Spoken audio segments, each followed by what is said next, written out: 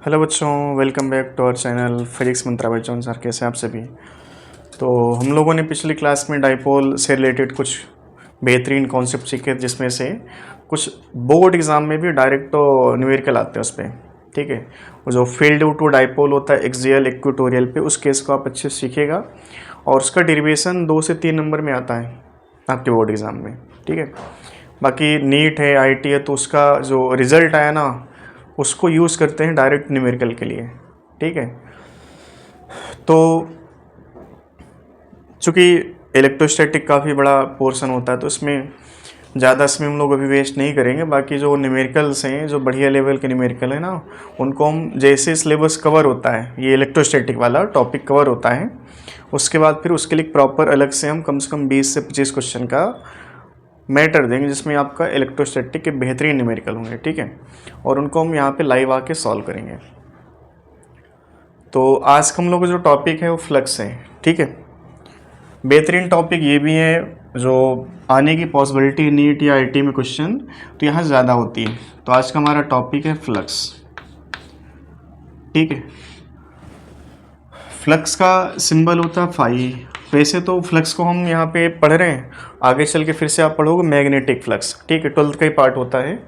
तो यहाँ पर इसको इलेक्ट्रिक फ्लक्स कहा जाए या सिंपल फ्लक्स कहें, कोई दिक्कत नहीं है, लेकिन आगे चल के जब आप पढ़ोगे तो वहाँ पर उसको फ्लक्स फिर से कहेंगे, लेकिन वो मैग्नेटिक फ्लक्स होगा। ठीक है, अब फ्लक्स होता है क्या, उसकी डिफिनीसन क्या है, तो डिफिनीसन यहाँ पर हम लिख दे रहे हैं। डिफिनीसन होता है इसका, it is the total number of electric line of force passing normally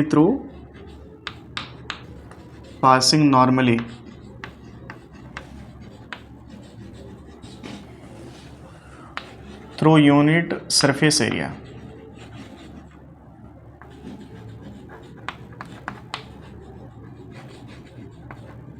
unit surface area, ये इसकी एक छोटी सी डिफिनीसन होती है। बाकी डिफिनीसन से क्वेश्चन कैसे हैंडल करेंगे और इसका मतलब फार्मूला क्या बनेगा वो आपको सीखना है। ठीक है, तो फ्लक्स की जो डिफिनीसन है, it is the total number of electric line of force passing normally through unit surface area.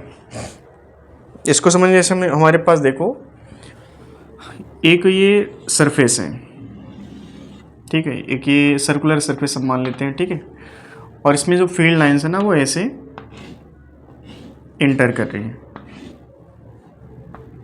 और ऐसे यहाँ पर लीव कर रही है।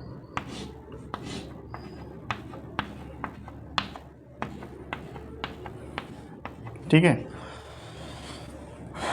अब टोटल जो फील्ड लाइंस हैं उनके द्वारा जो टोटल फील्ड का वैल्यू आएगा उसको हमने मान लिया ई। ठीक है, जो टोटल फील्ड लाइंस है उनका जो वैल्यू आएगा इलेक्ट्रिक फील्ड का, इंटेंसिटी ऑफ फील्ड का, हमने उसको मान लिया ई। ठीक है, और जो सरफेस है ना, इस सरफेस को लाइंस नॉर्मली एंटर की फिर इस साइड से बाहर आ रही हैं। एरिया वेक्टर की बात करें तो एरिया वेक्टर कहाँ पर होगा, बाहर की तरफ। ठीक है, इसको हम क्या लिख लेते हैं, ए लिख लेते हैं।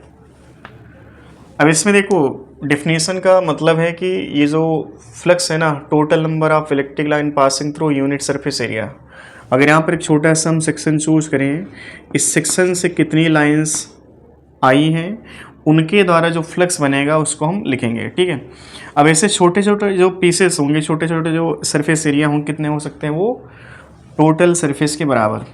ठीक है, और इस सरफेस से जो फील्ड लाइंस है ना वो कितनी यहाँ से पास होंगी, उनका वैल्यू टोटल मिला करके ई मान लिया। तो इस पर्टिकुलर केस में जो फ्लक्स है उसका वैल्यू कितना आएगा, ई इंटू ए आएगा। ठीक है, इसमें सभी लाइन क्या है, सरफेस के परपेंडिकुलर। ठीक है, ये पहला केस जिसमें सभी लाइंस क्या है, सरफेस के परपेंडिकुलर। हमें उस केस पर चर्चा करनी है जो थोड़ा एक स्पेशल कंडीशन से हट के हो, जिससे हम सारा केस डिस्कस कर सकें। ये तो एक स्पेशल कंडीशन हो गई ना कि यहाँ पे देखो जो एरिया है वो एरिया सभी जो फील्ड लाइंस है ना उनकी डायरेक्शन में, जितने भी छोटे छोटे इसमें एरिया वेक्टर बनेंगे सबकी डायरेक्शन क्या होगी, ए की डायरेक्शन में। तो ये तो सिंपल केस हो गया। इसमें करना क्या है, टोटल फील्ड लाइन जो यहाँ पर बन रही है ना और इनटू सरफेस एरिया मल्टीप्लाई करने पर क्या मिल गया, फ्लक्स। ठीक है, हमारे पास एक जनरल केस आएगा जो इस केस को डिड्यूस करेगा। वो केस एक, जैसे मान लो हमारे पास कॉइल है, इस कॉइल को हमने वर्टिकल से थीटा डिग्री पर टिल्ट कर दिया, ठीक है, और जितनी फील्ड लाइन्स है वो आज भी हॉरिजॉन्टल ऐसे डायरेक्टेड है, ठीक है। ये फील्ड हमने मान लिया ई टोटल।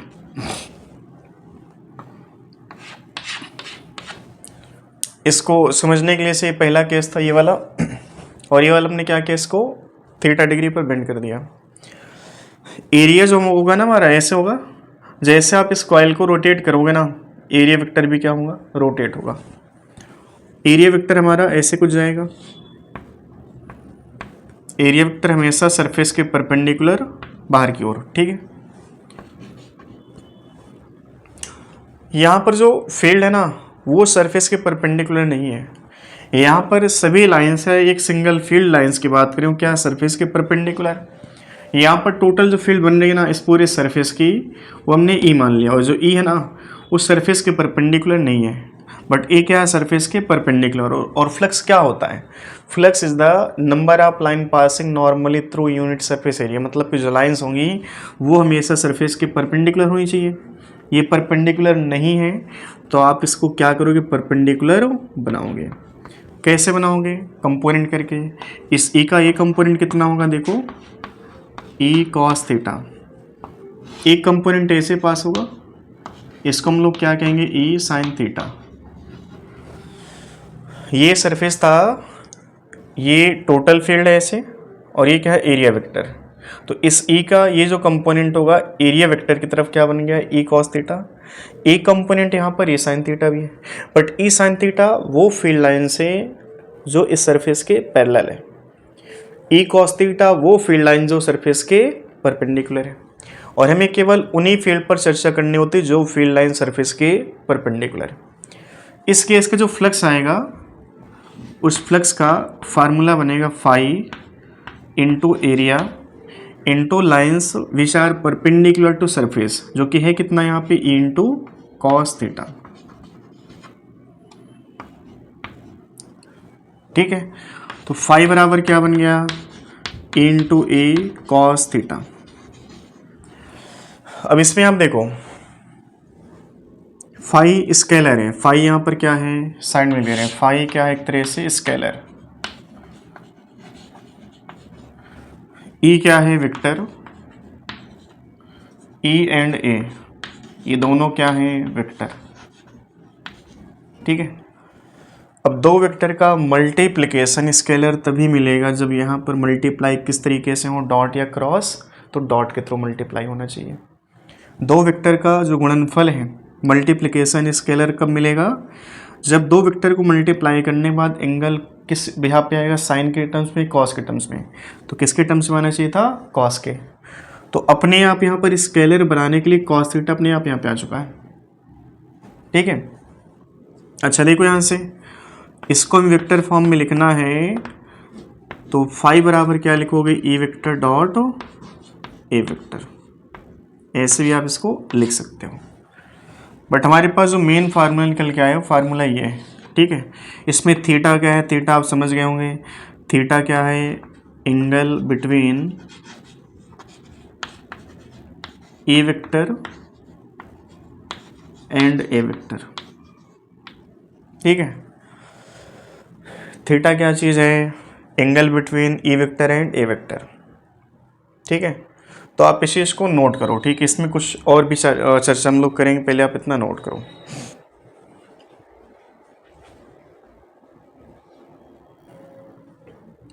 ठीक है। तो फाई जो होगा हमारे पास इंटू ए कॉस थीटा, थीटा क्या है, angle between E vector and A vector, ठीक है। अच्छा इस केस को थोड़ा और आपको समझना है, ई टोटल फील्ड लाइन्स है, इस टोटल फील्ड लाइन्स का E sine theta E cos theta में कंपोनेंट हो गया। ई साइन थीटा क्या है, सरफेस के पैरेलल, ई कॉस थीटा क्या है, सरफेस के परपेंडिकुलर, ठीक है।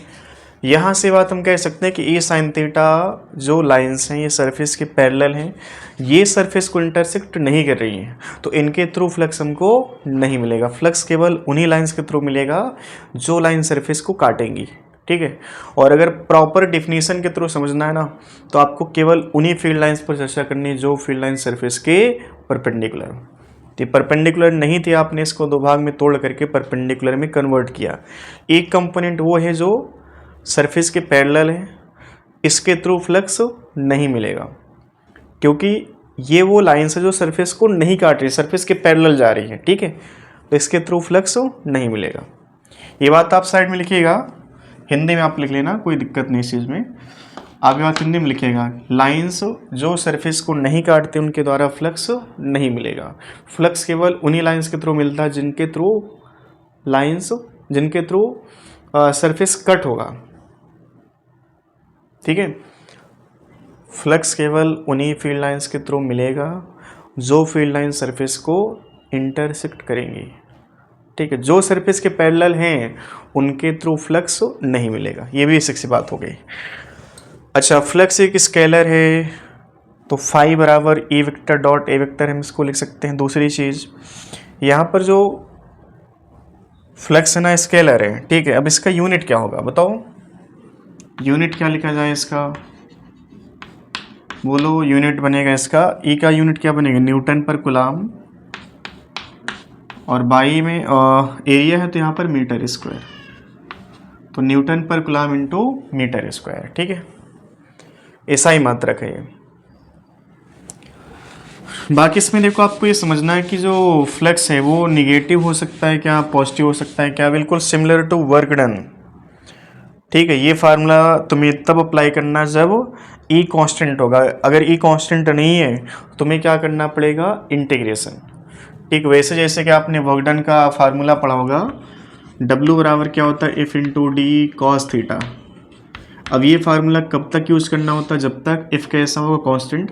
अगर इफ़ वेरी किया है तो W बराबर क्या था, एफ इंटू डी एक्स, और इसका इंटीग्रेशन, ठीक। वैसे यहाँ पर आप ये बात समझ सकते हैं कि अगर विद्युत क्षेत्र कांस्टेंट है, इलेक्ट्रिक फील्ड कांस्टेंट है, तो E इंटू ए कॉस थीटा डायरेक्ट अप्लाई करना है। अगर E वेरिएबल है तो क्या करना पड़ेगा, फ्लक्स ढूंढने के लिए आपको इंटीग्रेशन, ठीक है। चलो हम कुछ और बेसिक चर्चा कर लेते हैं। जैसे हमारे पास जो थीटा है वो थीटा दो पॉसिबिलिटी हो सकती है, 90 से कम या 90 से ज़्यादा। तो पहला केस हम ये लिख लेते हैं, if theta more than 90 degree, ठीक है, थीटा मोर देन 90 डिग्री। तो आप जानते हैं कि जो कॉस थीटा होगा 90 डिग्री ज़्यादा पर वो कैसा हो जाता है, निगेटिव, और कॉस थीटा निगेटिव है तो हमारा जो फ्लक्स होगा वो भी कैसा होगा, निगेटिव होगा, ठीक है। दूसरी पॉसिबिलिटी ये हो सकती है, थीटा लेस देन 90 डिग्री। अब इस पर कॉस थीटा कैसा बनता है, थीटा 90 से कम पे बोलो पॉजिटिव। अगर थीटा 90 से कम है तो कॉस थीटा पॉजिटिव, मतलब फ्लक्स कैसा हो जाएगा, यहाँ पे पॉजिटिव हो जाएगा, ठीक है। और अगर थीटा हमारे पास एग्जैक्ट 90 डिग्री है, थीटा एग्जैक्ट 90 डिग्री है, तो कॉस 90 क्या होता है सबको पता है, पूरी दुनिया जानती है कॉस 90 कितना होता है, 0। तो फाइनली यहाँ पर फ्लक्स कितना होगा, 90 पे 0, ठीक है। तो हमें फ़िलहाल इन दो चीज़ों पर चर्चा करनी है, पहला और दूसरा पॉइंट। थीटा 90 से कम होगा तो हम इसको निगेटिव कहेंगे, थीटा 90 से बड़ा होगा तो हम इसको पॉजिटिव फ्लक्स कहेंगे। अब कैसे पहचाने कि निगेटिव फ्लक्स क्या है, पॉजिटिव फ्लक्स क्या है, कहाँ पर निगेटिव फ्लक्स मिलेगा, कहाँ पर पॉजिटिव फ्लक्स मिलेगा, ठीक है। तो इसको समझने के लिए थोड़ा सा इंतज़ार करें, बस 2 मिनट का। चल, इंतज़ार नहीं हो रहा होगा, ठीक है, आइए।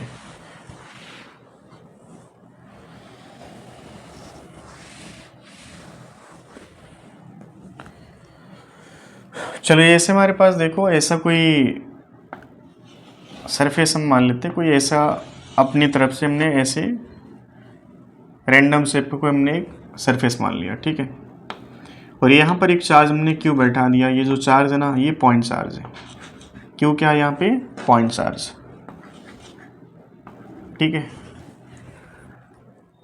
पॉइंट चार्ज है, साथ में पॉजिटिव चार्ज है, तो इससे फील्ड लाइंस क्या होंगे, ऐसे रेडियली आउटवर्ड बाहर आ रही होंगी, है ना, रेडियली आउटवर्ड ऐसे बाहर जा रही होंगी, ठीक है। ऐसे फील्ड लाइंस रेडियली आउटवर्ड बाहर जा रही होंगी, है ना।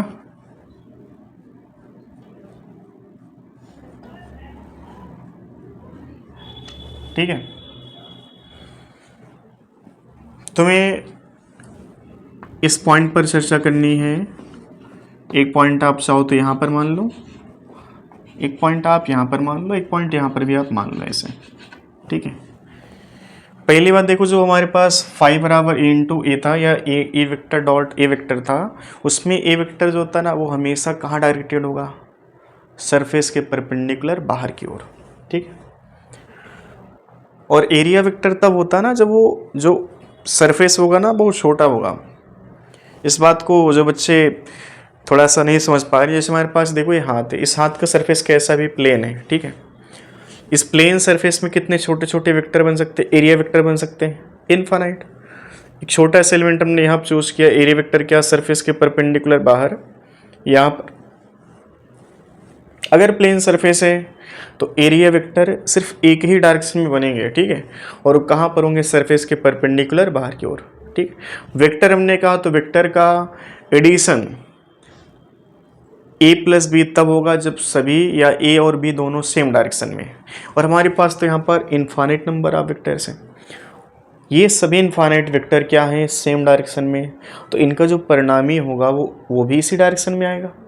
ठीक है, एरिया वेक्टर सभी छोटे छोटे सेक्शन का सरफेस के परपेंडिकुलर बाहर ऐसे बन रहा होगा। इन सब का जो नेट रिजल्टेंट आएगा वो भी कहाँ पर होगा, इसी डायरेक्शन में। बट अगर हम इस चीज़ को समझें, जैसे हमारे पास मान लो कर्व सरफेस है, अगर कर्व सरफेस है तो इस पॉइंट का एरिया वेक्टर ऐसे बनेगा, यहाँ पर ऐसे बनेगा, यहाँ पर ऐसे बनेगा, ऐसे ऐसे। कितने एरिया वेक्टर बन गए इसमें, इनफाइनाइट आज भी बने, लेकिन इनका जो परिणामी है ना उसको कैलकुलेट कर पाना संभव नहीं है, क्योंकि एरिया वेक्टर ये वाला जो है ना, इस एरिया वेक्टर से किस एंगल पर हमको नहीं पता। बात थोड़ा फेल करना अभी क्वेश्चन में काम आएगा। प्लेन सरफेस से एरिया वेक्टर हम इजीली ड्रा कर सकते हैं सरफेस के परपेंडिकुलर आउटसाइड। ठीक है, अगर कर्व सरफेस है तो कर्व सरफेस का एरिया वेक्टर एक नहीं अनंत बनेगा, लेकिन उन अनंत वेक्टर की डायरेक्शन जो है वो सेम डायरेक्शन नहीं है। ठीक है, उनका नेट रिजल्टेंट भी हम लोग कैलकुलेट नहीं कर सकते। बात समझ में आ रही है।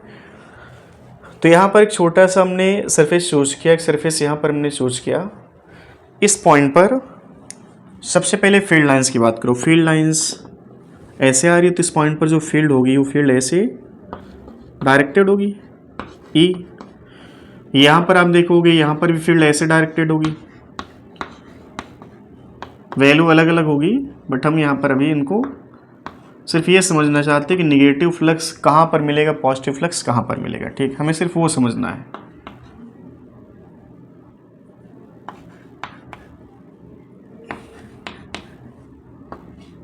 ठीक है, ऐसे ही है। अब बात आ रही है एरिया वेक्टर की। यहाँ पर जो फील्ड लाइंस आ रही है, इस सरफेस के एरिया वेक्टर सरफेस के परपेंडिकुलर बाहर कुछ ऐसे बना होगा ये। ठीक है, इसको आप चाहो तो डी ए वेक्टर लिख लो। इस पॉइंट का एरिया वेक्टर लगभग मान चलो कि ऐसा बना होगा, ये भी एक डी ए वेक्टर मान लो। ठीक है, इस पॉइंट का एरिया वेक्टर सरफेस के परपेंडिकुलर ऐसे बना लो इसको। ठीक है, यहाँ पर देखो एरिया वेक्टर क्या होगा, सरफेस के परपेंडिकुलर आउटसाइड, ऐसे बना लो इसको डी ए। यहाँ पर देखो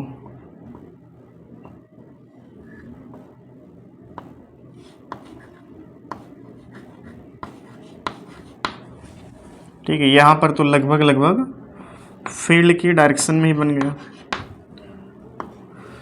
अब तुम ये देखो कि जहाँ पर फील्ड लाइंस आई हैं वहाँ पर ई और एरिया वेक्टर के बीच का एंगल, ये जो थीटा है 90 से ज़्यादा है।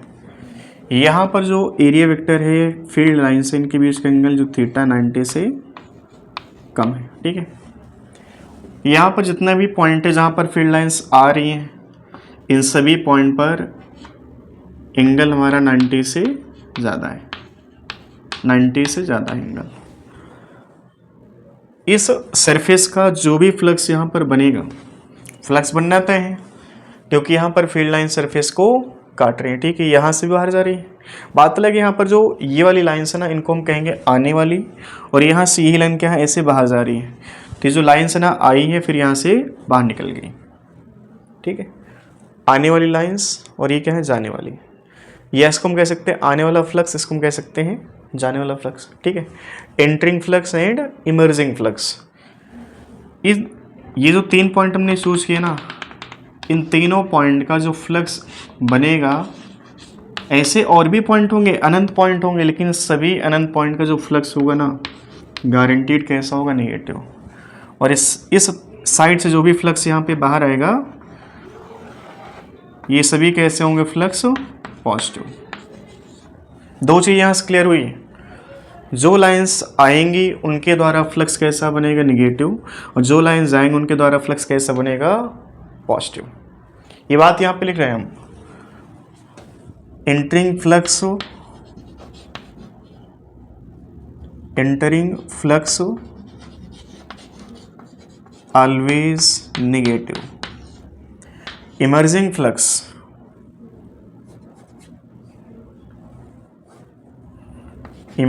Flux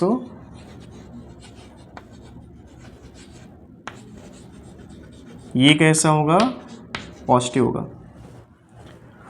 entering flux negative, emerging flux positive. अगर एंटरिंग फ्लक्स इमर्जिंग फ्लक्स बराबर है, मतलब जितनी लाइन्स यहाँ पे एंटर की उतनी लाइन यहाँ से बाहर निकल गई, तो टोटल जो फ्लक्स बनेगा उसका वैल्यू कितना बन जाएगा, 0। अगर हम फाई टोटल लिखेंगे, फाई टोटल, इसमें क्या बनेगा, phi entering plus phi emerging, ठीक है। फाई एंटरिंग नेगेटिव होगा, फाई इमर्जिंग पॉजिटिव, इनका सम कितना हो सकता है, 0। इनका सम होगा 0। पहला केस लिख लेते हैं, इनका सम 0 होगा यदि फाई एंटरिंग और फाई इमर्जिंग का जो वैल्यू है आपस में इक्वल हो, और एंटर करने वाला नेगेटिव, इमर्ज करने वाला पॉजिटिव। तो पहला केस यहाँ पर ये बनेगा कि जो फाई एंटरिंग है अगर फाई इमर्जिंग के बराबर है, तो यहाँ पर फाई टोटल कितना होगा, बोलो, 0। फाई टोटल कितना होगा, 0। दूसरा केस ये बन सकता है यदि phi entering less than phi emerging है, तो इसमें बताओ फाई जो टोटल बन के आएगा उसका वैल्यू क्या बनेगा, पॉसिबल वैल्यू, मतलब साइन के साथ साइन कैसा बनेगा, पॉजिटिव बनेगा, नेगेटिव बनेगा। तो एंटर करने वाला नेगेटिव था, इमर्ज करने वाला पॉजिटिव, तो नेगेटिव में कम एंटर किया, पॉजिटिव में ज़्यादा बाहर आया, तो ओवरऑल क्या बन जाएगा यहाँ पर, ये पॉजिटिव, ठीक है। तीसरा, फाई एंटरिंग ज़्यादा हो और फाई इमर्जिंग कम हो, तो इस केस में फाई टोटल जो बनेगा हमारा वो नेगेटिव बनेगा। समझ में आ रही बात। लेकिन जो नीट वाले बच्चे उनको ज़्यादातर क्वेश्चन इस केस पर मिलते हैं, एक आध केस जो है ना इन दोनों पर भी एक क्वेश्चन बन जाता है नीट में, बाकी आईआईटी में इन पर ज़्यादा न्यूमेरिकल बनते हैं, क्योंकि यहाँ पर जो फील्ड लाइन्स है ना, वो फील्ड लाइन जितनी एंटर करेंगे उतनी इमर्ज नहीं होती हैं, ठीक है। चूँकि इंटेंसिटी ऑफ फील्ड लगातार वेरी करेगी, तो उस केस में होगा क्या कि जो फील्ड लाइन्स आई हैं, जो फील्ड लाइन्स गई हैं बाहर, उनका नंबर बराबर नहीं होगा, तो फ्लक्स भी वहाँ पर इक्वल एंड अपोजिट नहीं होगा, ठीक है। तो ये 3 पॉइंट आप अच्छे से याद रखना कि अच्छा, इसमें देखो आप ये बात लिख लेना कि एंटर करने वाला फ्लक्स हमेशा कैसा होगा, नेगेटिव, और इमर्ज करने वाला फ्लक्स कैसा होगा, हमेशा पॉजिटिव होगा, ठीक है। इतना आप छापो पहले।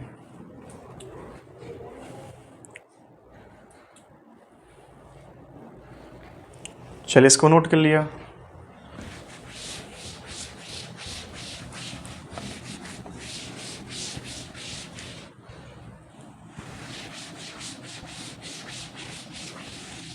अब इस पे देखो, जो छोटे छोटे चुटकुले होते हैं नीट लेवल के, उनको आप ऐसे ओरली सॉल्व कर लो यहाँ पे, ठीक है।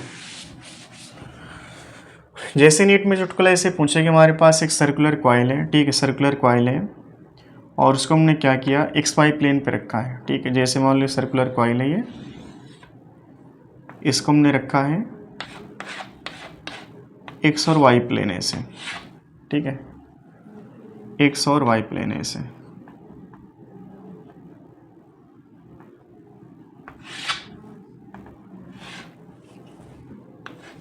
ये एक्स मान लो और ये वाई है और जेड एक्सिस है, ठीक है। ऐसे कॉइल ऐसे रखिए, तो ये वाई एक्सिस हो गई और ये हमारे पास जो है ना एक्स एक्सिस है, ठीक है, जो कि ऐसे यहाँ पर बनी है। ये 3D फिगर टाइप हमने बना दिया, ठीक है।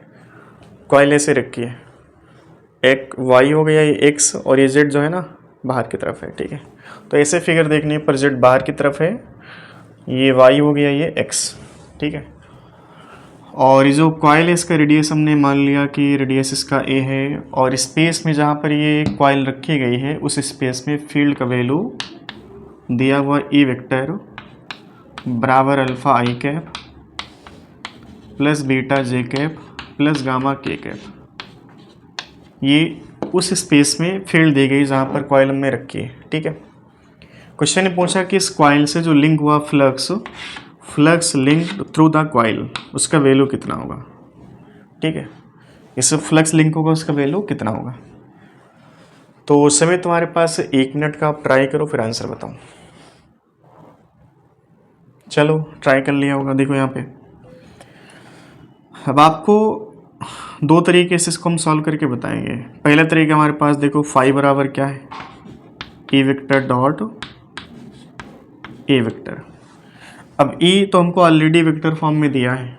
अब इसका जो एरिया वेक्टर होगा कहाँ पर होगा, अगर plane of coil along X and Y है तो इसका एरिया वेक्टर कहाँ पर होगा, अलोंग जेड एक्सिस, ठीक है। इस साइड क्या होगा इसका एरिया वेक्टर, जो कि कितना होगा, बोलो बोलो, पाई इंटू ए स्क्वायर इंटू के कैप। ये कॉइल है जेड एक्सिस, ठीक है। एक कॉइल है, सर्कुलर कॉइल है, तो ये कितना बन गया इसका पाई ए स्क्वायर। अब देखो यहाँ पे डाटा रख लो, ए वेक्टर कितना हमारे पास अल्फ़ा आई कैप प्लस बीटा जे कैप प्लस गामा के कैप, और हमें डॉट प्रोडक्ट देखना है यहाँ पे एरिया वेक्टर का, मतलब पाई ए स्क्वायर इंटू के कैप से। अब आप जानते हैं कि डॉट मल्टीप्लिकेशन में आई डॉट के 0 हो जाएगा, जे डॉट के 0 हो जाएगा, क्योंकि आई डॉट के मतलब कि 1 इंटू 1 कॉस 90, आई और के बीच एंगल कितना होगा 90, कॉस 90 कितना बन जाएगा 0, तो इसका फ्लक्स 0। बी डॉट मतलब कि जे डॉट के कितना हो जाएगा 0। फाइनली के डॉट के कितना होता है 1 होता है, तो फाई का वैल्यू कितना बन जाएगा बोलो, फाई का वैल्यू यहाँ पे आएगा पाई ए स्क्वायर इंटू गामा, ठीक है, क्योंकि के डॉट के कितना हो जाएगा 1 हो जाएगा, तो ये आंसर हो जाएगा हमारा, ठीक है। अब इसको करने का और तरीका हमारे पास है, अल्फा आई कैप मतलब कि जो प्लेन ऑफ कॉइल है कहाँ पर एक्स और वाई में, ये वाली जो फील्ड ना एक्स एक्सिस मतलब कि जो कॉइल है ना इसके ठीक पैरेलल है। अगर ये कॉइल हमारे पास ऐसे, ये वाई एक्सिस है, एक्स एक्सिस है और जेड एक्सिस बाहर है, ये वाली जो फील्ड लाइन्स इसको हम क्या कहेंगे, एक्स एक्सिस वाली फील्ड जो कि है कितना अल्फा, वाई वाली फील्ड कितना बीटा, जेड वाली फील्ड कितना गामा। जेड वाली फील्ड क्या है, सरफेस के परपेंडिकुलर, जो फील्ड लाइन सरफेस को नॉर्मली इंटरसेक्ट करेगी उनके द्वारा ही फ्लक्स लिंक होता है, ठीक है।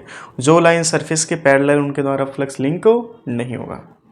बात क्लियर हुई, तो इसका ये आंसर हो गया। चलो इस पे एक आध न्यूमेरिकल और करवा दे रहे हैं, इसको नोट करो जल्दी से।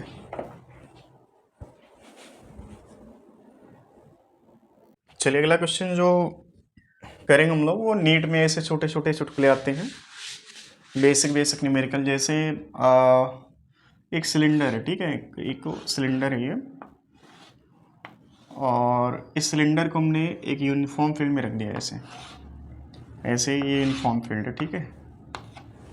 यूनिफॉर्म फील्ड का कलर हम लोग थोड़ा चेंज कर लेते हैं,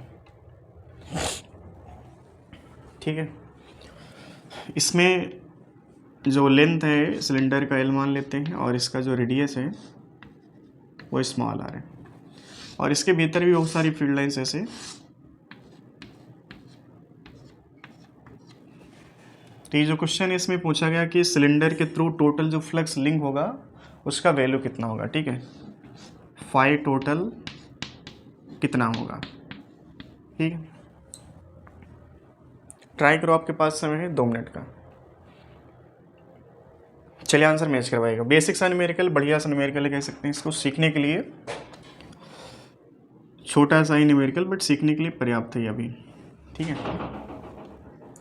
अब इसमें देखो हमारे पास 3 सरफेस हैं, एक ये सर्कुलर जहाँ से लाइन आ रही है, एक ये सर्कुलर जहाँ से लाइन जा रही है, ठीक है। एक एक कर्व सरफेस है जो लाइंस के ठीक पैरेलल है, ठीक है। एरिया वेक्टर इस पॉइंट पर कहाँ पर होगा, सरफेस के परपेंडिकुलर बाहर, आप इसको डी लिख दो। फील्ड लाइंस ऐसे होंगे, इसको हम ई कहेंगे, ठीक है। यहाँ पर फील्ड लाइंस ऐसे बाहर आ रही है तो इस पॉइंट पर जो क्रॉस सेक्शन का एरिया वेक्टर होगा बाहर होगा, इसको आप डी ए कहो, ठीक है। और ऐसे यहाँ पर ये ई हो गया। यूनिफॉर्म फील्ड है तो सभी पॉइंट पर जो ई होगा उसका वैल्यू सेम होगा। इस वाले पॉइंट पर आप देखोगे तो ई कहाँ पर होगा, ऐसे बन रहा होगा, है ना, और एरिया वेक्टर ऐसे बाहर आ रहा होगा।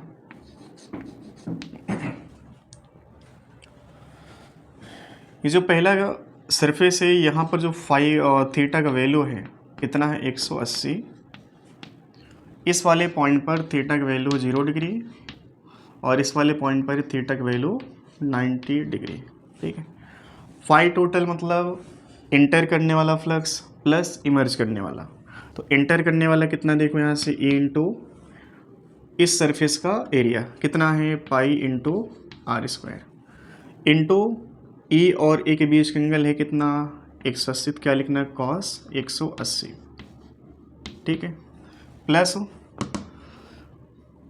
कितना होगा E into pi R square into cos 0, ठीक है, प्लस ई इंटू एरिया कुछ भी लिख लो, कॉस 90 इसको फाइनली क्या कर देगा 0, तो चलो हम लिख लेते हैं फिलहाल, ये बन जाएगा 2 पाई आर इंटू लेंथ, ठीक है, curve surface area into cos 90, ये पूरा 0 हो गया, जो कॉस 90 0 और 0 इंटू समथिंग फिलहाल क्या हो जाएगा 0, ठीक है। कॉस 180 क्या होगा -1, तो माइनस का E into pi R square plus E into pi R square, ये फाई टोटल आएगा। और अब देखो माइनस जितना है उतना ही प्लस है, तो फाई टोटल कितना हो गया 0। चौथी बात, तुम जो ट्रिक आपको हमने बताया था ना अभी कि जितना फ्लक्स लिंक होगा, जितना फ्लक्स आएगा उतना ही फ्लक्स यहाँ से जाएगा। फ्लक्स मतलब क्या, जितनी लाइन से यहाँ पे एंटर की उतनी लाइन यहाँ से लीव की, ठीक है। आने वाला फ्लक्स हमेशा कैसा नेगेटिव, जाने वाला कैसा पॉजिटिव, टोटल मिलाकर कितना हो जाएगा 0, ठीक है। तो नीट में ऐसे चुटकुले दे देता है, फिर भी हम लोग क्या करते हैं, इसको भी बड़ा भयंकर क्वेश्चन देखते हैं, यार इसमें इतना गंदा फिगर है, इतना बड़ी बड़ी लैंग्वेज यहाँ पे लिखी है, इसका आंसर कैसे हो पाएगा। बट एक छोटा ट्रिक ही तो है, जितना फ्लक्स आएगा उतना ही फ्लक्स यहाँ जाएगा। आने वाला फ्लक्स हमेशा कैसा नेगेटिव और जाने वाला कैसा होगा पॉजिटिव, ठीक है। इसी बात पर बेस हम कुछ और न्यूमेरिकल कर लेते हैं। एक ये हेमिस्फेरिकल बाउल है, इसको हम लोग कहते हैं हिंदी में कटोरा, ठीक है। मल्टीपर्पज़ होता है कटोरा, बहुत से लोगों के काम में भी आता है कटोरा, ये है ना। ऐसे एक कटोरा है। अब जो नहीं पढ़े लिखेंगे उनके लिए तो खास करके ये कटोरा ही काम आएगा। ऐसे यहाँ पर ये फील्ड लाइन से, ठीक है, ऐसे यहाँ पर ये फील्ड लाइन से।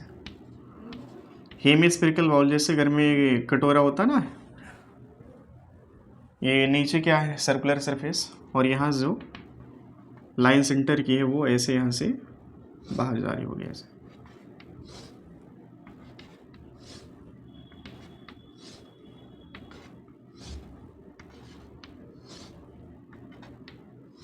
ऐसे।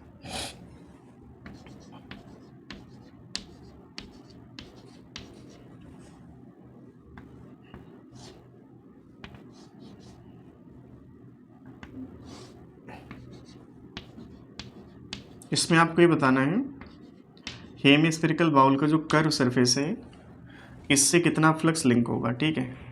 तो हमें यहाँ पर ही बताना कि phi of curve surface of hemispherical bowl कितना होगा। और इसका रेडियस हम यहाँ पे लिख लेते हैं, रेडियस जो बाउल है इसका सर्कुलर सरफेस का रेडियस है, चलो कैपिटल आर लिख लो इसको, ठीक है। और ये फील्ड कैसा यूनिफॉर्म है, तो फील्ड का वैल्यू यहाँ पर हमने लिख लिया ई है, ठीक है। इंटेंसिटी ऑफ फील्ड यहाँ पे ई है। अगर टोटल फ्लक्स पूछा जाता तो आंसर क्या बनता बताओ, 0। जितनी लाइन्स यहाँ पे एंटर करेंगी और जितनी लाइन्स यहाँ से बाहर जाएंगी उनका नंबर इक्वल है। तो आने वाला फ्लक्स कैसा निगेटिव, जाने वाला कैसा पॉजिटिव, टोटल मिलाकर कितना हो जाएगा 0।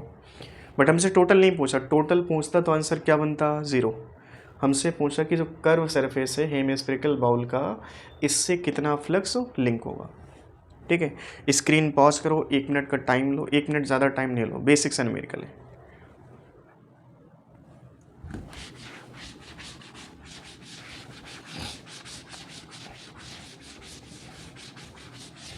चलो आंसर मैच करना। अब ये बात तुमको पहले से पता है कि फ्लक्स का जो फार्मूला होता है, चाहे वो किसी भी पॉइंट के लिए हो, उसका फार्मूला होता है E × A cos थीटा। अगर एक छोटा सा सेक्शन है तो वहाँ पर फाई का वैल्यू क्या होगा, × DA × cos थीटा। ठीक है, अब आप देखो यहाँ पर अगर हम डायरेक्ट कर्व सरफेस का फ्लक्स निकालने जाएंगे तो इसको हम कैलकुलेट नहीं कर पाएंगे। रीज़न क्या है, क्योंकि कर्व सरफेस जो भी फील्ड लाइंस बाहर आ रही हैं इन सब के लिए एंगल अलग अलग। ठीक है, ये जो ये वाला पॉइंट है ना, इस पॉइंट का एरिया वेक्टर क्या होगा, सरफेस के परपेंडिकुलर बाहर ऐसे। इस वाले पॉइंट का एरिया वेक्टर सरफेस के परपेंडिकुलर बाहर ऐसे। इस वाले पॉइंट का एरिया वेक्टर सरफेस के परपेंडिकुलर बाहर ऐसे होगा। एक ही पॉइंट ऐसा मिलेगा आपको इस कर्व सरफेस पर जो एरिया वेक्टर फील्ड की दिशा में बन रहा होगा। ठीक है, तो तुम यहाँ से देख के समझ गए कि यहाँ पर जो एरिया वेक्टर है फील्ड लाइन से सभी पॉइंट पर अलग अलग एंगल पे है। तो थीटा यहाँ पर एक है कि बहुत सारे हो गए, थीटा यहाँ पर बहुत सारे हैं। फिलहाल तुम्हें क्या करना है इसमें, इंटीग्रेशन। अब इंटीग्रेशन करना है तो उसके लिए एक फंक्शन तैयार करो, फिर उसके लिए लिमिट तैयार करो, तब जाके आप इंटीग्रेट कर पाओगे चीज़ों को, है ना। तो फाइनली यहाँ पे इंटीग्रेशन कर पाना थोड़ा सा टफ है, क्योंकि यहाँ पर देखो ये जो थीटा है, ये थीटा, ये थीटा, ये थीटा सभी अलग अलग है। यहाँ से फील्ड लाइन्स आई होंगी, ठीक है, वो हमने नहीं बनाया। फिलहाल आप ये समझो कि जो लाइन्स है कर्व सरफेस से बाहर आने वाली, ये सभी पॉइंट पर अलग अलग एरिया वेक्टर सिंगल पर बन रही है। तो थीटा यहाँ पे अलग अलग है। आप इस कर्व सरफेस का डायरेक्ट कैलकुलेशन नहीं कर सकते क्योंकि यहाँ पे थीटा अलग अलग है। ठीक है, अच्छा एक बार सोचो, जो सर्कुलर सरफेस है यहाँ पर भी छोटे छोटे से एरिया वेक्टर बने हुए, सरफेस एरिया बने हुए हैं ना। इन सभी पॉइंट का एरिया वेक्टर कहाँ पर होगा, नीचे की तरफ। अब आप देखो इस पॉइंट पर फील्ड कहाँ पर, ऊपर, यहाँ पर कहाँ ऊपर, यहाँ पर कहाँ ऊपर, सभी पॉइंट पर फील्ड ऊपर की तरफ है और एरिया वेक्टर कहाँ पर, नीचे की तरफ। तो ये जो सर्कुलर सरफेस होगा इसके हर एक पॉइंट का जो एरिया वेक्टर होगा नीचे ऐसे डायरेक्टेड होगा और सभी पॉइंट पर फील्ड ऊपर ऐसे। तो क्या थीटा कांस्टेंट, इस केस में थीटा यहाँ पर कांस्टेंट, बट यहाँ पर थीटा कांस्टेंट नहीं था। तो आप आज के टाइम में इस सर्कुलर सरफेस का फ्लक्स कैलकुलेट कर सकते हो। कर्व सरफेस का फ्लक्स डायरेक्ट कैलकुलेट कर पाना संभव नहीं है। ये बात हम पहले जानते हैं कि जो फाई टोटल होगा उसका वैल्यू कितना बनेगा, बोलो। फाई टोटल जो बनेगा इसमें फाई सर्कुलर, जो सर्कल वाला सरफेस है वो, प्लस फाई कर्व, ये मिल करके 0 हो जाएंगे। ठीक है, फाई कर्व तुम्हें कैलकुलेट करना है, फाई सर्कल तुम निकाल सकते हो। तो फाई कर्व जो बनेगा हमारा negative times of phi circle के बराबर। बोलो, फाई टोटल 0, फाई सर्कल हम निकाल सकते हैं, फाई कर्व हमको निकालना था। तो फाई सर्कल का जो वैल्यू है वो negative times of phi curve के बराबर हो जाएगा। फाई सर्कल कितना होगा, देखो यहाँ से एरिया कितना बन जाएगा सर्कल का, pi R square minus × pi R square, और ई और ए के बीच का एंगल, ये जो माइनस साइन है ना, ये इस तरीके से आया कि यहाँ पर ये plus phi circle plus phi curve बराबर 0 है, तो ये माइनस उसके भी यहाँ पे आया है। आपको यहाँ पर इसमें देखो cos 180 लिखना होगा क्योंकि एरिया वेक्टर नीचे होगा। फाइनली आप सबका रिजल्टेंट जो एरिया वेक्टर का नीचे बना लो, फील्ड टोटल ऊपर बन रही है, तो इनके बीच एंगल कितना बन रहा है, देखो यहाँ पे थीटा जो बनेगा हमारा 180 डिग्री। माइनस साइन पहले से बैठा है और माइनस cos 180 का -1, माइनस माइनस क्या बन जाएगा, +1। Finally a × pi × R square. Phi curve direct calculate करोगे इंटीग्रेशन के बाद तब भी सेम आंसर आएगा, लेकिन वो इंटीग्रेशन आपको बहुत तकलीफ देगा क्योंकि इसमें फंक्शन है नहीं, फंक्शन आपको तैयार करना पड़ेगा।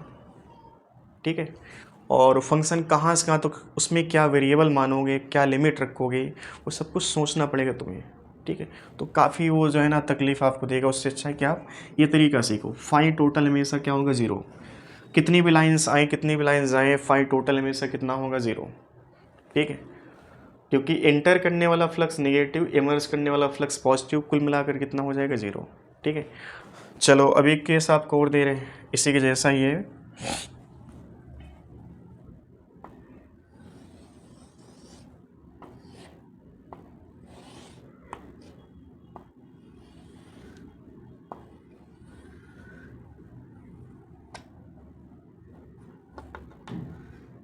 ठीक है, इसमें जो है फील्ड लाइंस देखो ऐसे।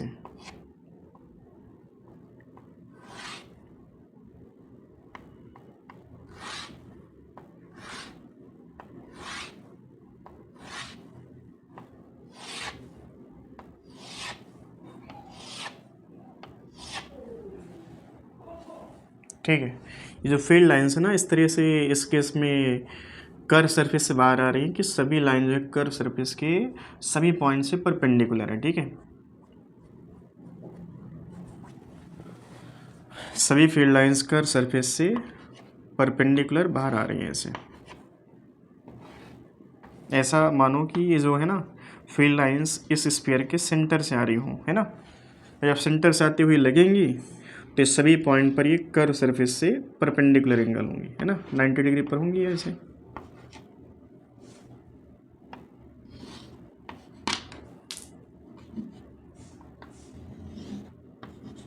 ठीक है,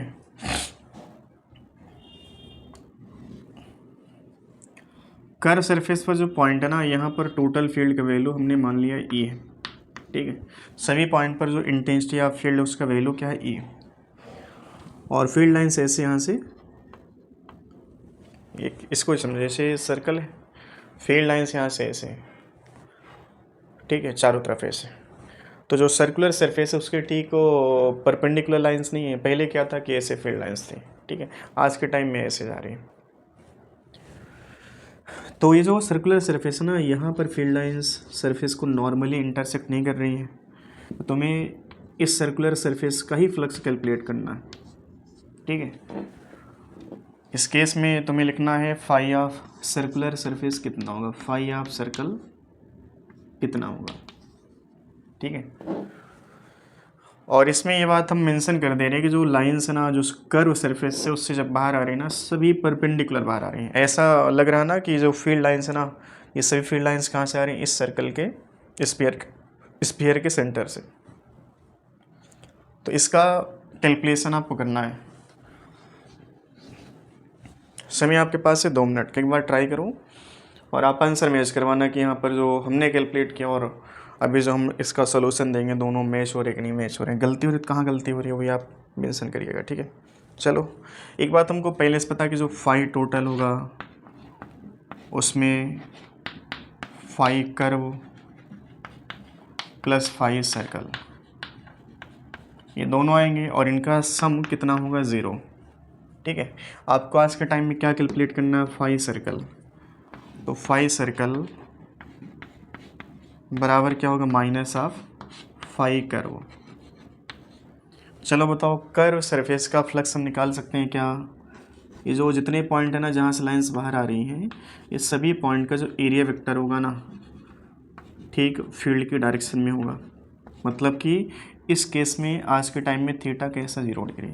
ठीक है, यहाँ पर सर्कुलर सरफेस के सभी पॉइंट पर थीटा क्या था, 180, और यहाँ पर थीटा क्या होगा, 0 डिग्री, क्योंकि एरिया वेक्टर ऐसे डायरेक्टेड होगा। ठीक है, एरिया वेक्टर ऐसे डायरेक्टेड होगा, तो इन सभी पॉइंट पर एरिया वेक्टर सेम डायरेक्शन में फील्ड के, मतलब कि थीटा कितना होगा यहाँ पे, 0 डिग्री। ठीक है, तो आज के टाइम में आप इस सरफेस का फ्लक्स कैलकुलेट कर सकते हो। फ्लक्स कितना होगा बोलो, फाई कर्व कितना होगा, ई इंटू टोटल सरफेस का जो एरिया बनेगा ना, हेमी स्फेरिकल बाउल है, मतलब कि आधा कटोरा, एक कंप्लीट स्फीयर होगा तो क्षेत्रफल कितना बनेगा 4πr²। आधा सरफेस एरिया कितना हो जाएगा 2πr²। तो फाइनली कितना बन जाएगा ये 2πr²। और एंगल भी देखना है कितना होगा ये cos 0 डिग्री है ना। तो फाइनली यहाँ पर ये आंसर किस में आएगा निगेटिव में आएगा e/2πr²। 5 सर्कल मतलब क्या है एंटर करने वाला फ्लक्स, और एंटर करने वाला फ्लक्स हमेशा कैसा आएगा निगेटिव आएगा।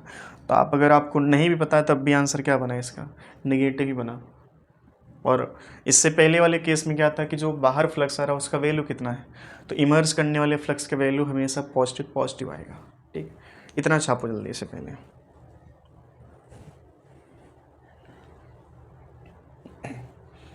नोट कर लिया इसको।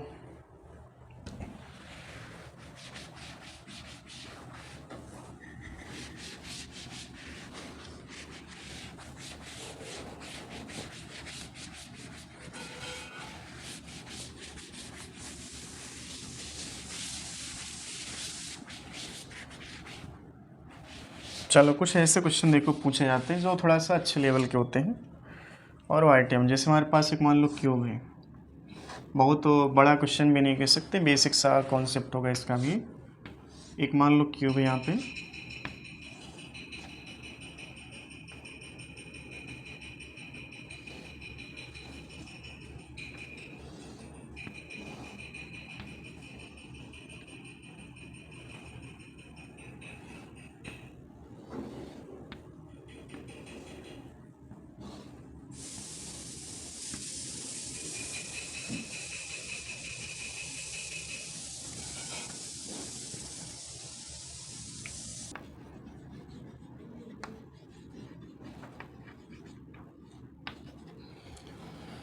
तो ये क्वेश्चन भी देखो ऐसे आईटी में आते हैं, कभी कभी नीट में भी बढ़िया क्वेश्चन अगर पूछेगा तो फिर ऐसे बढ़िया क्वेश्चन पूछे जा सकते हैं।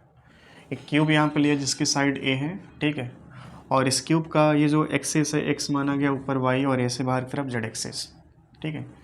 और इस स्पेस में मान लेते हैं हमारे पास जो फील्ड है ना उसका वेरिएशन अल्फ़ा इंटू एक्स है, ठीक है। तुमसे पूछा कि इस क्यूब से टोटल फ्लक्स कितना लिंक होगा, इस क्यूब से टोटल फ्लक्स कितना लिंक होगा। अब देखो यहाँ पर इसके पास 6 सरफेस हैं, 1 2 3 4, एक ये प्लेन हो गया बोर्ड का 5 और एक बाहर एक 6, ठीक है, टोटल 6 सरफेस। जिस कमरे में बैठ के आप पढ़ रहे हो ना उस कमरे में कितनी दीवार होंगी, टोटल 6 सरफेस होंगी, ज़मीन छत और 4 दीवार हो गई, टोटल मिला के 6 सरफेस, ठीक है। फील्ड हमारा कहाँ पर एग्जिस्ट कर रहा, अलोंग एक्स एक्सिस, ठीक है। तो जो field along x axis exist कर रही है ना वो केवल उन्हीं सरफेस को इंटरसेक्ट करेगी जो उसके रास्ते में आएंगी। रास्ते में आने का मतलब कि सरफेस के परपेंडिकुलर। देखो ये जो फील्ड लाइंस है ना ऐसे यहाँ से इंटर करेंगी और यहाँ से बाहर ये लीव करेंगी, ठीक है। चलो ये बताओ ये जो सरफेस है ये वाली, ये शायद ओरिजिन पर है 0,0,0 पे, और ये वाली सरफेस कहाँ पर है A,0,0 पे, ठीक। एक्स एक्सिस में जो पॉइंट है ना हमारा कहाँ पर बैठा है A,0,0 पे, ठीक है। चलो ये बताओ कि इस पॉइंट पर जो फील्ड होगी इसको हम E1 लिख लेते हैं। E1 का वैल्यू कितना बनेगा बोलो अल्फ़ा इंटू एक्स, एक्स कितना रखना हमको 0, तो फाइनली E1 कितना बन गया बोलो 0। इस सरफेस पर जो E2 बना होगा उसका वैल्यू बोलो कितना आएगा अल्फ़ा इंटू ये जो पॉइंट है ये जो सरफेस हमारा एक्स एक्सिस में कितना दूरी पर है बोलो A दूरी पर, तो अल्फ़ा इंटू ए हो गया, ठीक है। चलो ये बताओ कि इस केस का जो फ्लक्स होगा फाई टोटल वो इंटर करने वाला φ1 लिख लो और लीव करने वाला φ2। यहाँ से इंटर किया तो यहाँ का फ्लक्स हम लिख लेंगे φ1 और यहाँ से फ्लक्स लीव कर रहा है, लाइंस बाहर आ रही है तो हम इसको लिखेंगे φ2। φ1 कितना होगा E1 इंटू इस पॉइंट का एरिया, जो ये सरफेस एरिया कितना है इसका बोलो A², और एंगल कितना हो जाएगा यहाँ पर एरिया वेक्टर तो बाहर होगा ऐसे, ठीक है, और फील्ड लाइन्स अंदर है तो कितना हो जाएगा cos 180, ठीक है। अब E1 कितना है यहाँ पे 0, तो 0 इंटू कुछ भी लिखो कितना हो जाएगा फाइनली 0। 5 1 कितना 0। 5 2 यहाँ से देखो 5 2 कितना आएगा A2 इंटू यहाँ का एरिया, और साथ में एंगल भी मल्टीप्लाई करना कॉस के साथ, तो एरिया वेक्टर बाहर होगा ऐसे, है ना। तो A2 इंटू ए स्क्वायर इंटू कॉस 0 डिग्री। 5 2 यहाँ से देखो कितना आएगा A2 मतलब कि अल्फ़ा इंटू ए स्क्वायर, तो 5 2 कितना है बोलो अल्फ़ा इंटू ए क्यूब। 5 टोटल अब यहाँ से लिख लो, 5 टोटल कितना बना 5 1 प्लस 5 2, तो 5 1 तो पहले से 0 है, तो 5 टोटल कितना हो जाएगा अल्फ़ा इंटू ए क्यूब। ठीक है, ये आंसर हो जाएगा हमारा। अब इसमें देखो और भी क्वेश्चन बनाए जा सकते हैं, ऐसा नहीं कि मतलब केवल ये पर्टिकुलर क्वेश्चन है। तो आप इसमें देखो घर में आप इसको ट्राई करके इसका आंसर निकालिएगा, फिर हमको कमेंट सेक्शन में आके बताना है कि हमारा आंसर ये बना है। ठीक है, जैसे फिर से एक मान लो क्यूब है, लेकिन इसमें जो वेरिएशन ऑफ फील्ड है उसका वेरिएशन थोड़ा सा हम चेंज कर लेते हैं। ठीक है,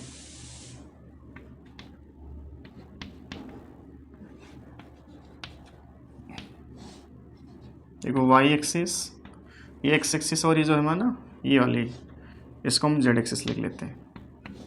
ठीक है, ये सरफेस हमारी ए दूरी पर है। ठीक है, और फिर से क्यूब है, क्यूब ऑफ साइड ए। ठीक है, और फील्ड का जो वेरिएशन है उसको हम फिर से लिखते हैं ई बराबर अल्फा इंटू एक्स लिख लेते हैं। ठीक है, कुछ भी डाटा ले लो कोई दिक्कत नहीं, उस तरीका सीखना तुमको। तो इसमें भी पूछा गया दोबारा फिर से कि इस क्यूब से टोटल जो फ्लक्स लिंक होगा उसका वैल्यू कितना होगा। तो इस क्वेश्चन को आप ट्राई करिएगा, ट्राई करके कमेंट सेक्शन में आंसर ज़रूर बताना कि हमारा जो ये वाला क्वेश्चन था इस क्वेश्चन का ये आंसर आया है। ठीक है, फिर हम उसको बताएं कि आंसर आपका सही है गलत है। चलिए, इतना नोट कर लिया होगा। कुछ थोड़ा सा और बढ़िया न्यूमेरिकल नोट कर लेते हैं।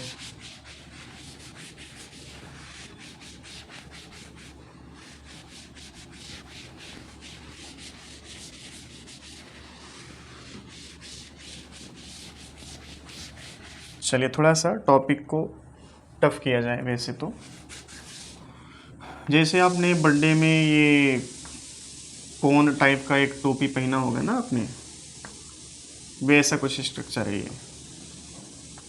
ठीक है, ऐसा कुछ स्ट्रक्चर है।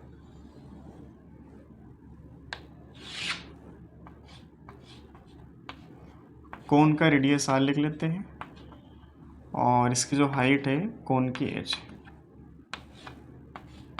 ठीक है, ऐसे हाइट इसका एच है, ये टिप से है।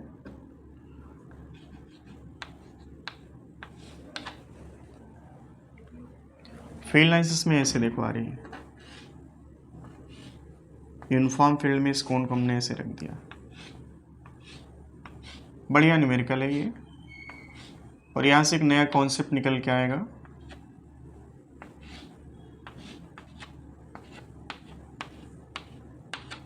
ठीक है, यूनिफॉर्म फील्ड यहाँ पर ही है। ठीक है, यूनिफॉर्म फील्ड का वैल्यू ई मान लिया जाए यहाँ पे।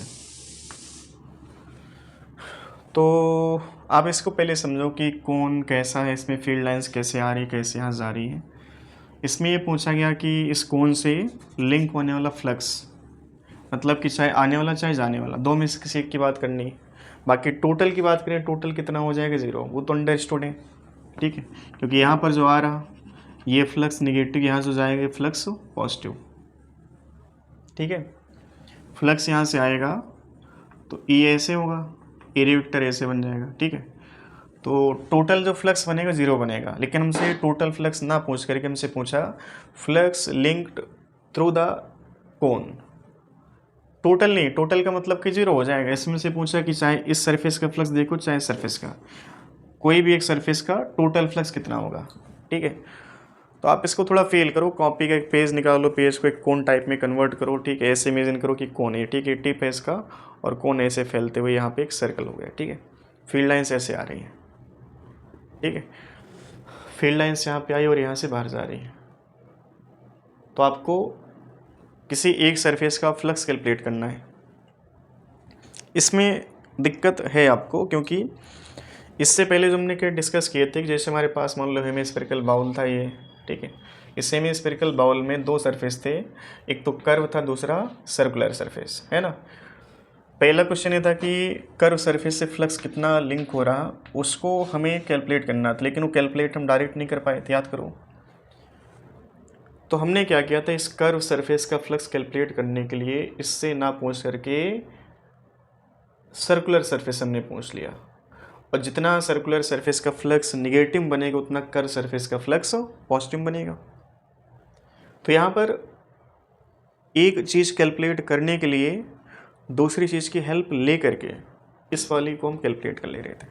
कर्व सरफेस का फ्लक्स हम डायरेक्ट कैलकुलेट नहीं कर सकते, लेकिन इसको कैलकुलेट करने के यहाँ पर इंतज़ाम दे दिया था कि जो कर्व सर्कुलर सरफेस है, इससे लाइन जो है ना उस सरफेस के परपेंडिकुलर ऊपर जा रही है, ठीक है। लेकिन ये ऐसा केस है जहाँ पे जिस तरीके से लाइन्स आई है उसी तरीके से लाइन यहाँ पे जा रही है, मतलब एंटर करने वाला फ्लक्स और इमर्ज करने वाला फ्लक्स दोनों का जो वेरिएशन है सिमिलर है, मतलब दोनों कांस्टेंट नहीं है, दोनों क्या है यहाँ पर वेरिएबल है। इसमें क्या देखो, सर्कुलर सरफेस का फ्लक्स तो कांस्टेंट हो गया, इसको हम डायरेक्ट कैलकुलेट कर लें। कर्व सरफेस का फ्लक्स कैलकुलेट करना था तो यहाँ पर इसको डायरेक्ट कैलकुलेट करने का मतलब इंटीग्रेशन। तो इंटीग्रेशन से हमें ट्रिक ने बचा लिया। ट्रिक क्या थी, एंटर करने वाला प्लस इमर्ज करने वाला, इनका सम कितना होगा 0। तो अगर इनमें से दो में से किसी एक के बारे में तुम जान सकते हो या कैलकुलेट कर सकते हो तो उसको कैलकुलेट कर लो। अगर तुम आने वाला फ्लक्स कैलकुलेट कर सकते हो, तुम्हारे पास मैथमेटिक्स है उसका, तो आने वाला कैलकुलेट कर लो। जितना आने वाला निगेटिव होगा उतना ही जाने वाला पॉजिटिव होगा। लेकिन ये ट्रिक यहाँ पे नहीं काम करने वाली, क्योंकि आने वाला जो फ्लक्स है वो भी वेरिएबल, जाने वाला फ्लक्स भी कैसा वेरिएबल। तुम चाहे ये वाला फ्लक्स कैलकुलेट करो, इंटीग्रेशन करना होगा, चाहे ये वाला कैलकुलेट करो तब भी क्या करना होगा, इंटीग्रेशन। अब इंटीग्रेशन करना ही पड़ेगा, बट अगर आपको इंटीग्रेशन से बचना है तो उसके लिए आपको बने रहना है, कहीं बाहर नहीं जाना है। बस 2 मिनट में आपको इतनी बेहतरीन न्यूमेरिकल का छोटा सा कॉन्सेप्ट मिलने वाला है। इंटीग्रेशन जैसा हमें कुछ करना ही नहीं है। बाकी ये चीज़ क्लियर है कि इसमें इंटीग्रेशन अगर तुमको चीज़ें नहीं पता, ट्रिक नहीं पता, तरीका नहीं पता है तो इंटीग्रेशन ही करना पड़ेगा, ठीक है। चलो अब देखो यहाँ पे ये जो कोण है ना, इस कोण को एक पेज थोड़ा दीजिए, पेज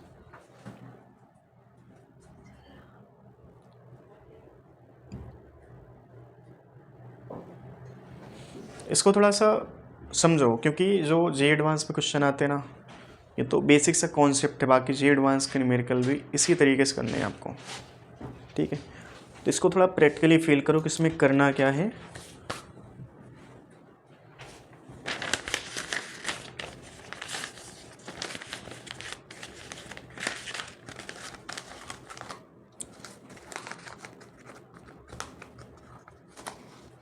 ठीक है, ये कोण दिख रहा होगा सामने, देखो ये हॉलो है, ठीक है। और कोण का स्ट्रक्चर ऐसा ही होता है, ठीक है। हाँ देख रहे थे, थोड़ा माइक कनेक्ट है नहीं है। कोण ऐसा होता है ना, ये कोण है। फील्ड लाइन्स यहाँ से, एक सरफेस से फील्ड लाइन्स ऐसे, या इस साइड देखो फील्ड लाइन्स ऐसे आई और ऐसे यहाँ से निकल गई, ठीक है। कुछ लाइंस इस सरफेस को छू करके निकली होंगी, बहुत सारी लाइंस इस सरफेस से एंटर की और इस साइड से बाहर आई। तो जिस तरीके से आने की कहानी वैसे यहाँ पर जाने की कहानी, लेकिन यहाँ पर ऐसा नहीं था। जो हमने भी हेमिस्फेरिकल बाउल वाला केस बनाया था उसमें आने और जाने वाली कहानी अलग अलग थी, ठीक है। बट इसमें सेम कहानी है। अब इस कोण को देखना, थोड़ा सा कोण को देखना, इसको हमने क्या किया, पिचका दिया है। ये कोण था, देखो फुली सी कोण है, फुली है ना।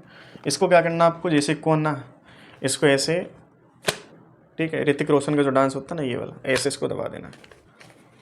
ऐसे दबाओगे तो क्या ये प्लेन सरफेस बन गया, ये क्या बन गया, प्लेन सरफेस। अब इसकी कहानी बड़ी सिंपल हो गई, प्लेन सरफेस बना, जितने फील्ड लाइंस आएंगी इस प्लेन सरफेस के परपेंडिकुलर, ठीक है। सभी लाइंस के यहाँ सरफेस के परपेंडिकुलर आएंगे और परपेंडिकुलर जाएंगे।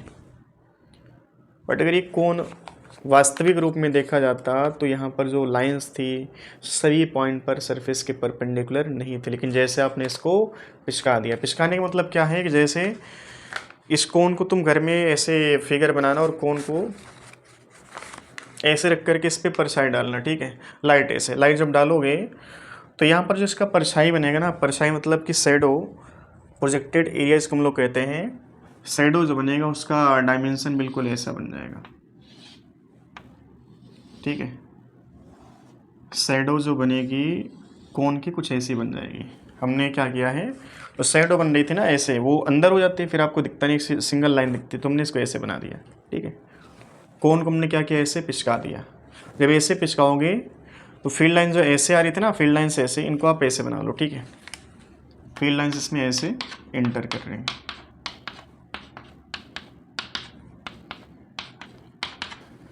जब इसको आप पिचकाओगे ना तो इसका जो ये वाला लेंथ होगा ना, ये 2 टाइम्स ऑफ आर हो जाएगा और ये एच रहेगा, ठीक है। फील्ड का जो मैग्नीट्यूड है वैल्यू ई है। अब इस केस के लिए देखो, इसको एक ट्रिक में कन्वर्ट करना है। बड़ा अच्छा कॉन्सेप्ट है जी एडवांस की, बड़ी बड़ी प्रॉब्लम को इस तरीके से आप सॉल्व करोगे। अब तुम्हें एक फार्मूला दे रहे हैं फिर से, फ्लक्स बराबर आपको लिखना है विद्युत क्षेत्र intensity of field into projected area, projected area perpendicular to field, ये perpendicular to field lines, E into projected area perpendicular to E. ये हमारे पास कोन है, इसका जो प्रोजेक्शन लोगे ना, प्रोजेक्शन मतलब कि परछाई जो बनेगी ना, अगर हम 3D बॉडी हैं तो हमारा परछाई कैसा बनता है, 3D बनता है, 2D बनता है, 2D बनता है। परछाई कभी भी 3D नहीं बनती है, ठीक है, हमेशा कैसी होगी 2D। तो जो कोन हमारा, इसको हम 3D है, ये 3D है, तब इसकी परछाई आप देखो कैसे बन जाएगी 2D। और इसका जो शेडो होगा परछाइयों का बिल्कुल एक ट्राइंगल होगा। ट्राइंगल का जो चौड़ाई है कितना है 2r और हाइट क्या है इसका h। ये फार्मूला याद रखना आपको, जो बड़े लेवल के न्यूमेरिकल ना इस फार्मूले सॉल्व होंगी। अब इस केस का फ्लक्स बोलो कितना होगा, E into projected area perpendicular to E, तो कितना होगा बोलो, half height into base, height कितना h और बेस कितना इसका 2r। 2 ने 2 को मार दिया, तो फाइनली 5 जो बनेगा कितना बनेगा बोलो, e into H into R. Integration करते रहते आप, तब जाके आंसर आता है। फील आई थोड़ा सा। इसको जो कोन अभी है ना, हमारे पास कोन ऐसे है और फील्ड लाइन्स ऐसे है ना, अब इस कोन को क्या करना, थोड़ा टिल्ट करना है, या ऐसे टिल्ट कर दो, ठीक है, तो अगला केस बन जाएगा। तो पहले आप इतना छापो अच्छे से।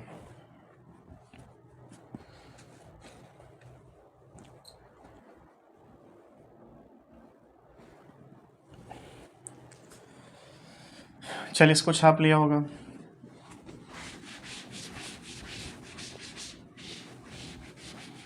देखो ये पहला केस था, हम क्या करें, एक अगला केस जो है उसमें कोन को हम थोड़ा सा टिल्ट करते हैं। टिल्ट का मतलब कि हल्का से इसको झुका देते हैं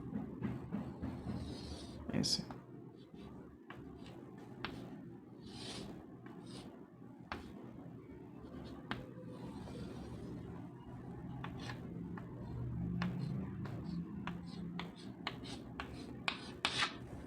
ठीक है, ऐसे हमने इसको,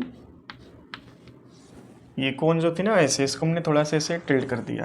और कितना टिल्ट किया वो एंगल हम यहाँ पे मेंशन कर दे रहे हैं, थीटा, ठीक है, थीटा हमने इसको टिल्ट कर दिया। और फील्ड लाइन सभी भी हॉरिजॉन्टल है ऐसे,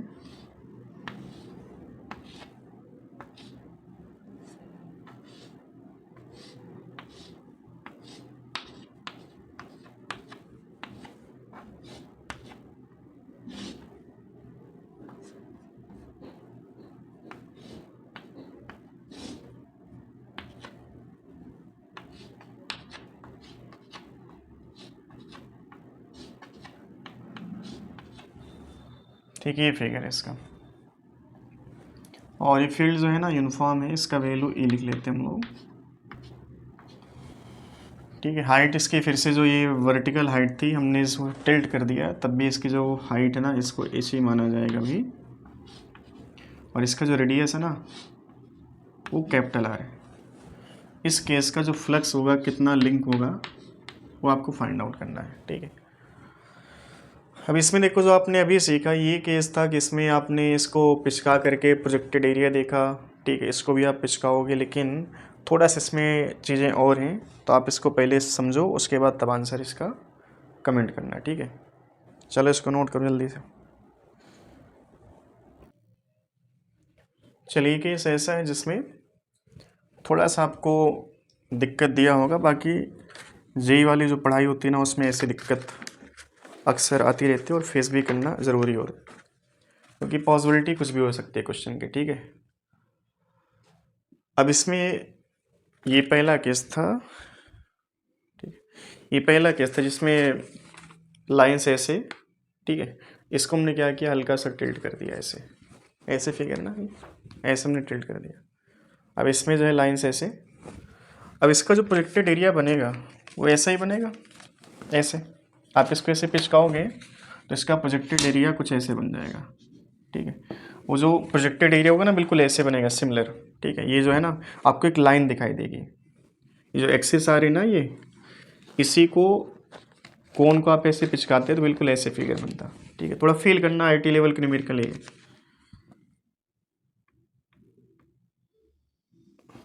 ऐसे ये प्रोजेक्टेड एरिया होगा, ठीक है। इसका जो फील्ड लाइंस थी, इस पे फील्ड लाइंस थी वो ऐसे हॉरिजॉन्टल थी,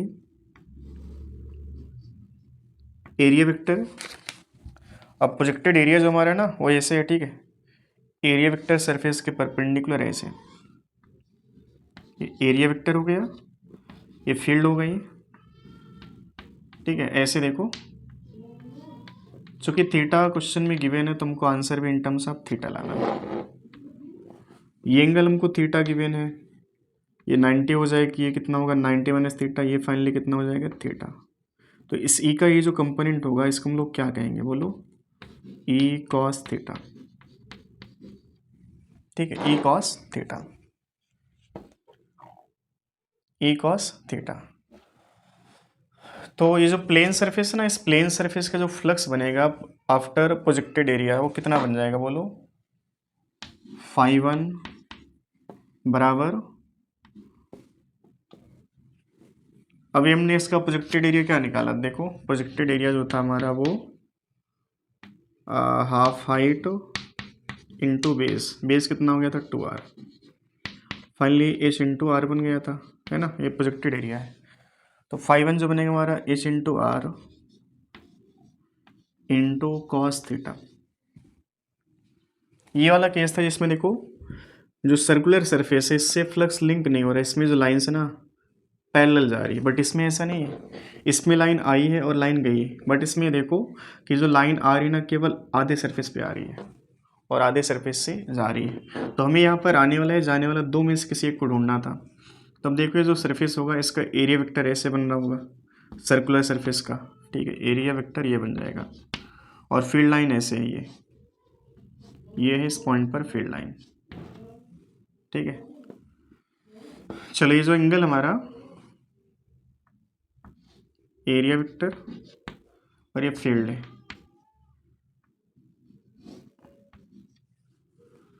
देखो इसमें दो कंपोनेंट आएंगे, सर्कुलर सरफेस इसको हम यहाँ पर बना ले रहे हैं ऐसे,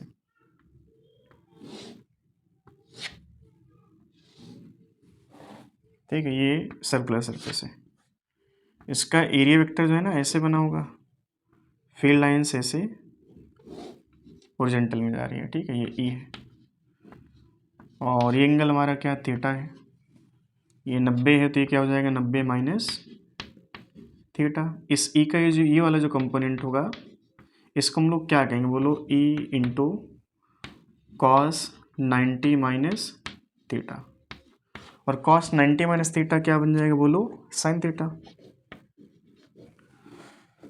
ये जो फील्ड लाइन्स है ना ई कॉस 90 माइनस थीटा यही सरफेस के परपेंडिकुलर है, ठीक है। तो जो आधे सरफेस से फील्ड लाइन्स जा रही है ना उसका फ्लक्स क्या बन जाएगा, पॉजिटिव आ जाएगा, ठीक है।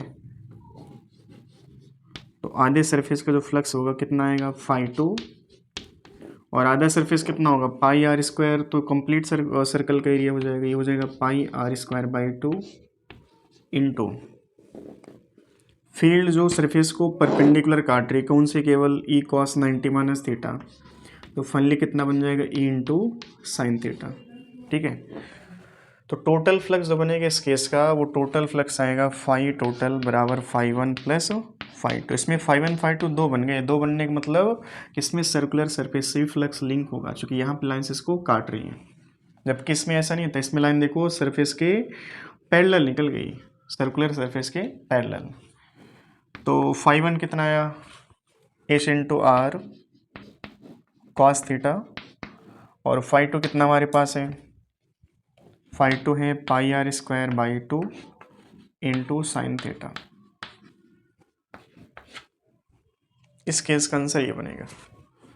तो आप एक बार इसको देख लो, इसमें ज़रा सा भी डाउट हो तो आप कमेंट करके ज़रूर बताओ, ठीक है। छापो जल्दी इसको।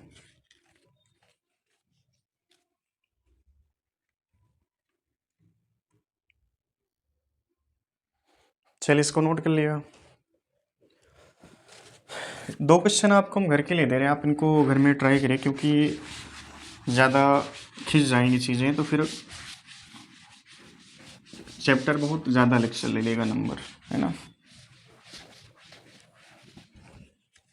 चलो ऐसे आप इनको यहीं पे ट्राई कर लो। आपके पास समय 2 मिनट का रहेगा, स्क्रीन पॉज करना, 2 मिनट टाइम लेना चाहे 10 मिनट, और आप इनका आंसर बताना, ठीक है। जैसे हमारे पास एक सिलेंडर है ये, ठीक है। सिलेंडर वाला केस हमने अभी देखा था कि जो टोटल फ्लक्स था वो 0 था, बट आज हम क्या करेंगे, फील्ड लाइंस को ऐसे पास करवाना है, ऐसे।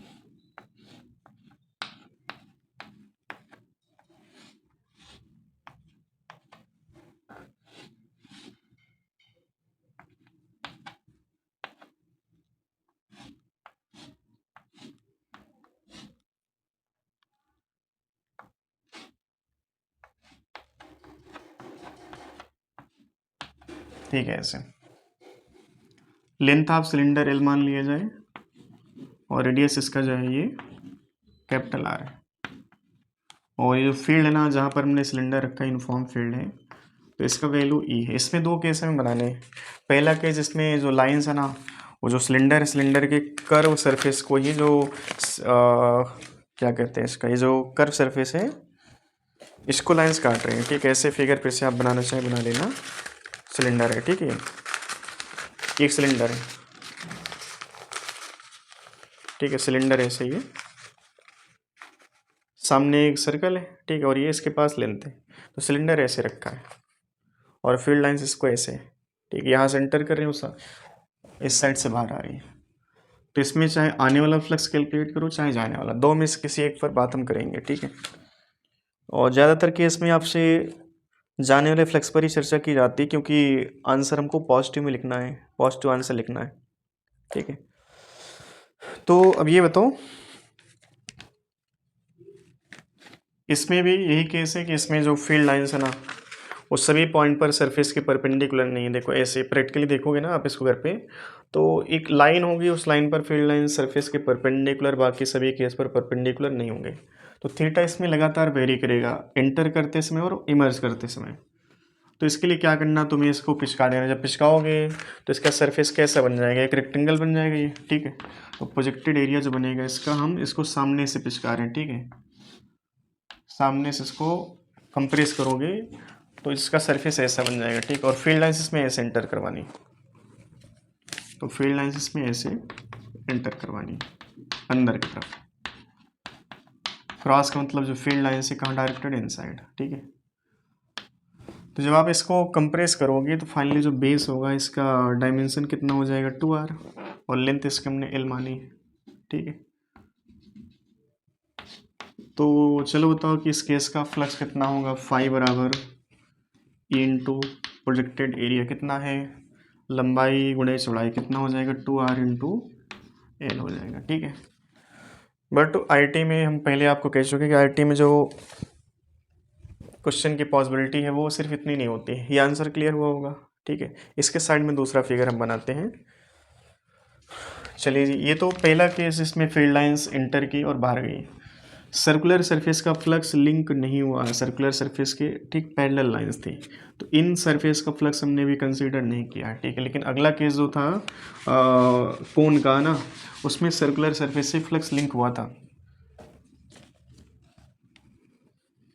तो सिलेंडर को देखो आप ऐसे बना लो,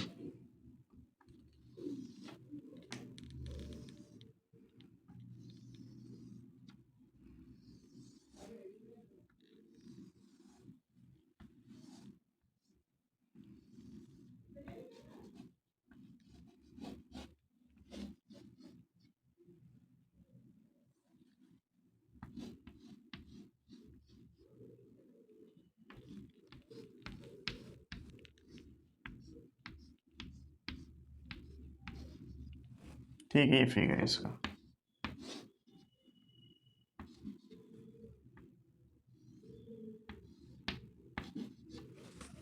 और जो फील्ड लाइन्स है ना वो ऐसे हैं।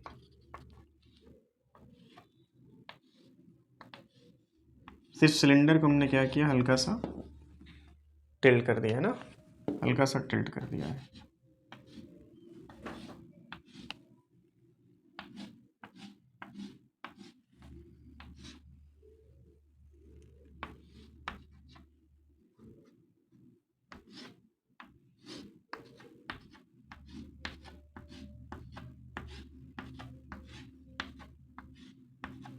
अब इस केस में देखो कि जो सर्कुलर सरफेस है ना, यहाँ से भी कुछ फ्लक्स लिंक होगा, बट इसमें ऐसा नहीं था, ठीक है। तो तुम्हें यहाँ पर भी ये बताना है कि जो टोटल फ्लक्स होगा तो ज़ीरो रहेगा, लेकिन हमें ये बताना है कि जो फ्लक्स है ना इंटर करने वाला या इमर्ज करने वाला कोई एक फ्लक्स कितना होगा, ठीक है। फाई इंटरिंग या इमर्जिंग वैल्यू कितना होगा। तो इसको भी देखो तुम, अब ऐसे कंप्रेस करोगे, ठीक। जब ऐसे कंप्रेस करोगे तो आपके पास ये फिगर बन जाएगा, ठीक है। ये फिगर बना, इसको हम यहाँ पर बना लेंगे ऐसे, ठीक है।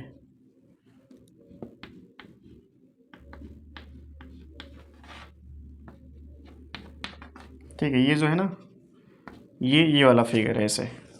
ये तो पहले केस का ऐसे इसको कंप्रेस करने पर ऐसे बना था ना, ठीक है। हमने क्या किया, इसको कंप्रेस किया, लेकिन कंप्रेस करने पर फिगर ये बन गया ये, ठीक है। और इसमें जो फील्ड लाइन्स है ना, ये हॉरिजॉन्टल ऐसे डायरेक्टेड है। ये एंगल थीटा क्वेश्चन में गिवन है, तो ये भी कितना हो जाएगा, अच्छा देखो ये थीटा है तो ये 90 माइनस थीटा होगा, और एरिया वेक्टर इस प्रोजेक्टेड एरिया का ऐसे बन रहा होगा, ठीक है। ये ए होगा और ये ई होगा, ये थीटा, ये 90, तो ये क्या हो जाएगा 90 माइनस थीटा, है ना। नहीं, ये थीटा हो जाएगा, ये वाला है एंगल थीटा हो जाएगा, क्योंकि 90 माइनस थीटा होगा। अब इसी का ये वाला जो कंपोनेंट होगा ना, इसको हम लोग क्या कहेंगे, ई कॉस थीटा, ठीक है। यहाँ से जो फ्लक्स लिंक होगा इसका नाम φ1 लिख लेते हैं हम लोग। φ1 कितना होगा, E into projected area. Projected area कितना बन जाएगा, जो पहले था एल इंटू टू आर, तो एल इंटू टू आर। लेकिन जो ई है ना, वो ई 100% नहीं था, वो 100% इस केस में था। इसमें क्या है, ई कॉस थीटा है, तो E into L into two R into क्या बन गया, कॉस थीटा, ठीक है। बाकी भी देखो वहाँ पर दो सर्कुलर सरफेस, एक ये है और एक ये है। आधे में यहाँ से फ्लक्स एंटर किया, आधे में यहाँ से फ्लक्स एंटर किया। तो अब देखो सर्कुलर सरफेस को भी आप यहाँ पर ड्रा करो, ऐसे सर्कुलर सरफेस है, ठीक है।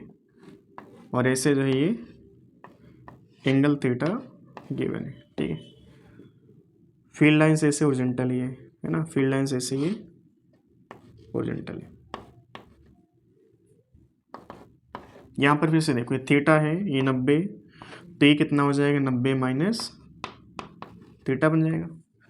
और एरिया वेक्टर हमारा क्या होगा बताओ, सरफेस के परपेंडिकुलर बाहर ऐसे। ये जो ई है ना, इस ई का ये जो कंपोनेंट आएगा इसको हम लोग क्या कहेंगे, बोलो ई कॉस 90 माइनस थीटा। फाइनली कितना हो जाएगा, ई साइन थीटा।